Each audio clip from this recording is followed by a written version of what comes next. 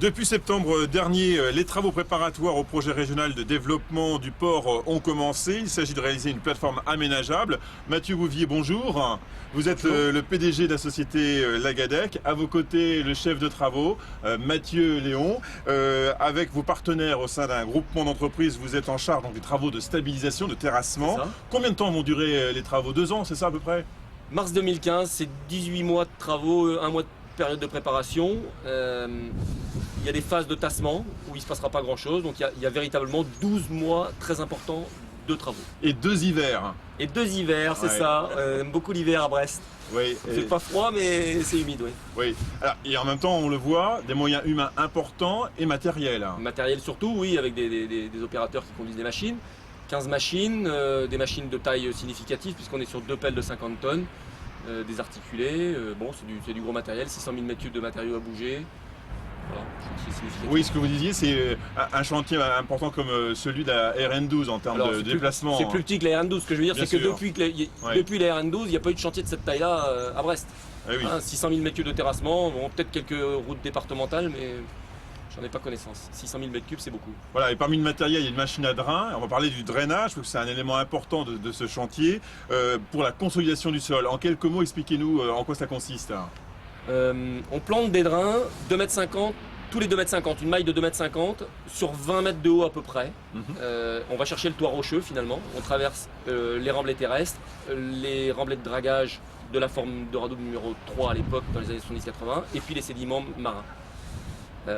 Les drains ils servent à libérer les pressions dans le sol pour que quand le matériau sera mis en chargement avec les 4 mètres de matériau, donc les 8 tonnes de matériau au mètre carré à peu près, le matériau puisse, l'éponge finalement, constituée par ces matériaux, puisse s'écraser et qu'elle ne soit pas retenue par des pressions dans le sol. Donc les drains libèrent les pressions. Et donc il y a du matériel que vous mettez sur ce sol pour faire en sorte qu'il fasse pression. Voilà. Puis ensuite vous allez le retirer. Voilà. Et tout ce matériel qui est donc, c'est quoi? C'est de la terre? C'est de la terre, ce sont des remblais inertes, des limons, de l'arène granitique. Et qui viennent uniquement du polder, ça c'est important de le préciser. Oui, tout se fait, pour ces matériaux-là, tout se fait du polder, c'est-à-dire qu'on prend des matériaux en dehors de la zone de stabilisation. Donc il y a des hectares libres sur le polder, donc on va prendre des matériaux dans ces zones-là. On les trie, on les choisit et on les met en préchargement. Et quand on aura fini la succession des phases de préchargement, on reprendra les matériaux qui restent et on retournera les mettre dans le polder.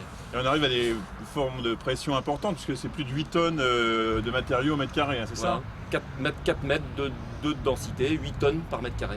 Et donc tout ce déplacement en continu, c'est un jeu presque de domino en continu sur cet espace polder. Et l'objectif c'est de pas amener justement du matériel, en tout cas de la terre ou autre, de l'extérieur. Les seuls matériaux qui vont rentrer sur le polder sont des matériaux de carrière avec des granulométries bien précises qui servent soit à drainer, donc c'est le matériau drainant, soit à finir la plateforme, c'est du 0,80. Et il y aura peut-être d'autres matériaux qui rentreront, qui sont des matériaux qui servent à faire ce qu'on appelle de la couche de forme, des matériaux beaucoup plus solides qui viendront ou de carrière ou d'un chantier significatif, type le Capucin par exemple, si c'est possible. La grande machine que vous voyez là-bas, c'est donc la pelle qui est équipée d'un mât d'une vingtaine de mètres qui sert à enfoncer les drains dans le sol. Donc ce sont d'énormes rouleaux ce sont des rouleaux de 200 mètres. Donc vous avez un feutre qui contient une matrice en plastique pour pouvoir faire circuler l'eau sur les 20 mètres. C'est bien ça, François-Xavier? Tout à fait. Bon, c'est bon. Donc c'est ça qu'on enfonce avec une énorme aiguille à tricoter. Ou un clou, quoi. C'est-à-dire qu'on pousse le matériau sur les 20 mètres de haut. Il n'y a pas de marteau, c'est juste on pousse. C'est du fonçage. Alors tout de suite, notre séquence drone de plan pour une vision inédite de son chantier. On va voir des images là actuellement de ce drone qui a survolé le chantier. Et nous sommes avec Mathieu Léon, donc en charge justement des travaux, vous êtes directeur de travaux. Oui.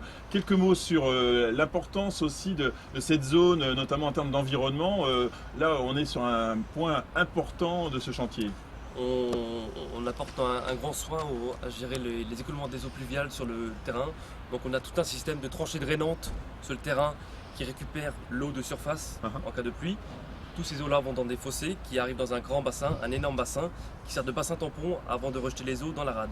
C'est-à-dire qu'on effectue des prélèvements tous les semaines dans le bassin pour vérifier qu'on ne pollue pas, en fait, que les eaux qu'on rejette ne polluent pas la rade. Voilà, on rejette des eaux propres. Voilà, donc c'est très contraignant quelque part. C'est très contraignant parce qu'on passe notre temps à surveiller le niveau du bassin qui ne monte pas beaucoup parce que le bassin est très, très grand. Ouais. On n'a pas le sentiment que ça bouge, puis finalement ça bouge quand même. Voilà, quoi, hein. on ne se rend pas compte De l'importance. de l'importance. D'accord. Et quand ça bouge d'un seul coup. Ouais. Juste, il y a eu un épisode pluvieux la semaine dernière. Il pleut beaucoup, et là tout d'un coup ça bouge, alors que ça n'a pas bougé pendant Ça n'a pas 3 bougé semaines. pendant 2 mois Là, et il faut réagir. en un week-end, le bassin est monté de 80 cm. Ah oui, donc tout de suite il faut réagir. Il quoi. faut réagir pour être sûr que les eaux du bassin ne soient pas polluées Mhm. et que le niveau ne monte pas. Voilà. Alors, je trouve D'accord. qu'elles ne le sont pas, les eaux. Hein. Elles sont pas D'accord. polluées. Et Les alors- eaux sont propres. Et les eaux sont propres. Et tous les gars du chantier, ils sont très justement sensibilisés à cette problématique environnementale Voilà, et on des a- formations spécifiques peut-être. On a fait un accueil spécifique Ouais. pour le personnel du chantier. Toutes les personnes sont sensibilisées au respect de l'environnement. On a une aire de stockage pour les machines tous les soirs qui est étanche, qui est parfaitement étanche. Uh-huh. C'est-à-dire qu'en cas de problème sur une machine inflexible qui casse ou une vidange à faire, les machines vont sur l'air étanche. Voilà, pour éviter toute pollution sur le site du polder. Mathieu Léon, quelques mots sur votre carrière, parce que vous êtes un jeune dirigeant ici, et puis votre parcours est un tout petit peu original. Hein. C'est un tout petit peu atypique, donc je Ouais. n'ai pas un parcours classique. Donc j'ai 27 ans, ça fait 5 ans que je suis dans le monde professionnel. Ouais, Donc j'ai un parcours universitaire. d'accord. J'étais en faculté de physique, où j'ai décidé d'arrêter à partir de mon DUG. Uh-huh. Voilà, donc j'ai changé, j'ai souhaité intégrer le monde du travail. Et je suis arrivé un petit peu par hasard dans le monde des travaux publics. Vous avez frappé à la porte Voilà, de je chez suis la Gadec, totalement c'est ça frappé à la porte de chez Karl Roux à l'époque, Ouais, donc qui appartient à la Gadec. Donc pour voir un peu quel était le métier. Donc ils m'ont accueilli, ils m'ont bien accueilli. Et j'ai un peu gravi les échelons j'ai démarré en tant que chef de chantier, puis géomètre, aide conducteur de travaux, et actuellement directeur de travaux sur ce gros projet. sur un Voilà. gros projet, voilà. Et tout cela en combien de temps? En 5 ans. En 5 ans. 5 ans, ouais. En tout cas, ce qui est intéressant de préciser, c'est qu'une profession comme les TP, il y a encore l'ascenseur professionnel. Hein. Voilà. Ça c'est important parce que parfois on l'oublie. Et on est bien accueillis. On est bien accueillis. Merci Mathieu.